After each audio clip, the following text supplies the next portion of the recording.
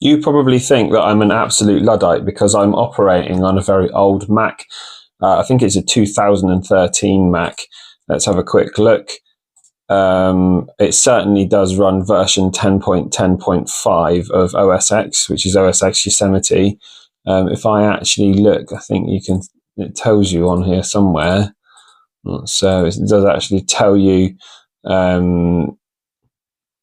what year it was made, but I'm pretty sure, yeah, 2013, I think this Mac was made. So yeah, I use a very old Mac. On there, I've got Ableton and Reason, which I use to produce, but I also download my music onto this Mac, and I run it through a program called Mixed in Key, which gives me the keys of the tracks, which is very useful when you're making studio mixes.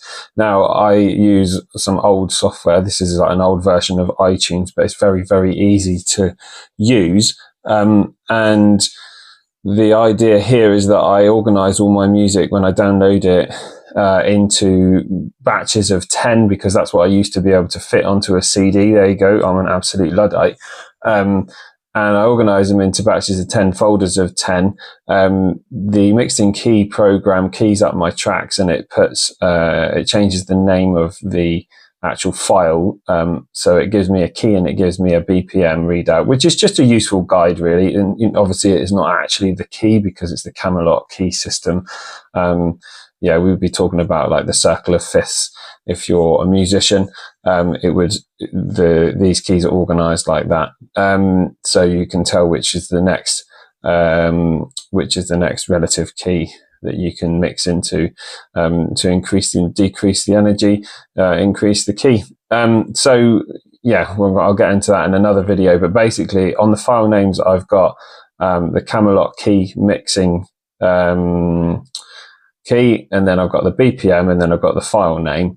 Right, okay, and this is really helpful here as well. A little helpful tip that something that I devised that really helps on a lot of like CDJs and players and things, is that instead of having your key with starting as 2A or 4A here, it's helpful to rename the file and put a 0 in front of that so that the computer knows how to organize that correctly. Right, I think I'm up to 2 minutes, 33 seconds. I'll try and be quick. So I go through all of my tracks then, and I add them to another playlist when I think the tracks from my files are suitable for whatever that playlist or whatever that mix is that I'm going to make. I've got to make a little South mix soon, so I've been adding tracks to that, and then I just listen back to that and see if they're suitable and in a suitable order.